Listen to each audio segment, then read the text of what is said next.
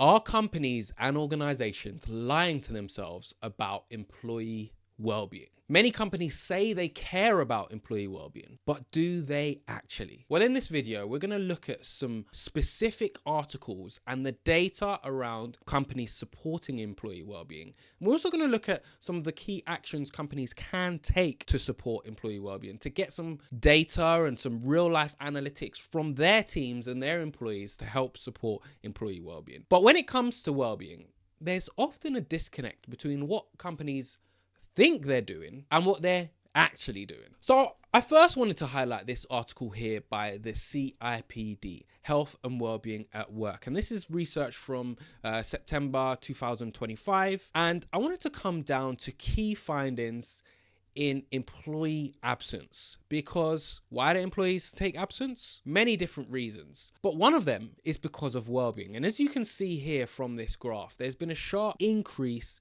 in employee absence. The number of days have gone up since 2020, the orange box here. The number of average days have increased, and the percentage of days has also increased.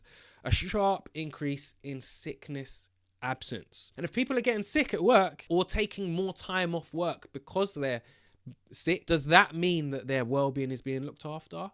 You shouldn't be getting sick that you have to take time off work, right? That means that, companies probably aren't doing as much as they can do to help support their employee well-being and reduce sickness. And the following article I wanted to discuss was the Keep Thriving Future of Workplace Wellbeing Survey Report 2025. So I wanted to come on to this article and the employer perception of the importance of well-being at work. This article reports that 9% said it wasn't important at all, 30% saying it's moderately important, 32% saying it's important, with 28% saying that it's very important.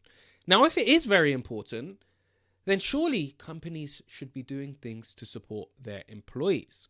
And these findings highlight an important pattern, because employees are most likely to describe their well-being as moderate, while most employers say they already treat well-being as a significant organizational priority. This raises further questions about whether the efforts employers believe they are making are being experienced and felt by employees in their daily lives. It also points to a possible lack of engagement with well-being initiatives and a need for greater involvement of workers in the design and development of workplace well-being initiatives so that interventions respond to real-world needs. Well-being isn't just about yoga and meditation. Well-being is about supporting our well-being overall.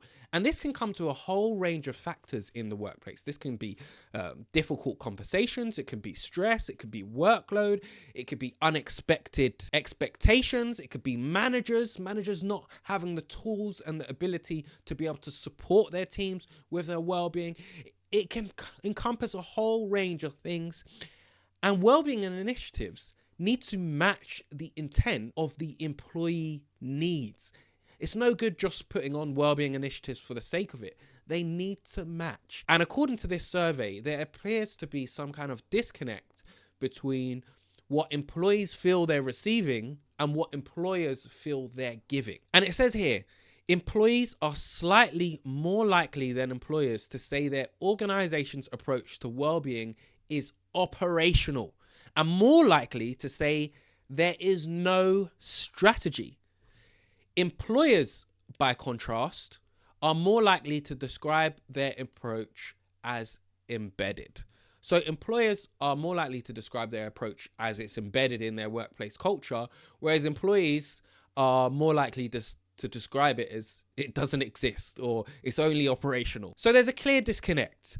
And one of the ways companies can combat this disconnect is by simply doing internal organizational surveys. And I wanted to show one here because this is a simple, free-to-use workplace wellbeing survey that companies and organizations can use to survey their teams, to survey their employees. And it's almost like a pulse check. There's 18 questions, so it's not overwhelming. They're all multiple choice questions, and this will give companies a snapshot of how employees are feeling about their well-being, and then also suggested support for the struggles that they're facing. And it's very simple. Companies start their survey, enter their details, create an account. Literally takes 23 seconds, but I am going to show you simply how this works. Simply survey, create wellbeing survey. It appears, share it with colleagues, copy the survey link, or copy the email template, which automatically creates a nice message template with the link in it and a description on why the survey has been sent out. Then in the report section, you'll be able to review the reports. So this is one that I completed earlier, but for example, this survey report, the overall score was 2.7. The work-life balance was a 1. The job satisfaction was a 2 out of 5. The stress and resilience was a 3 out of 5.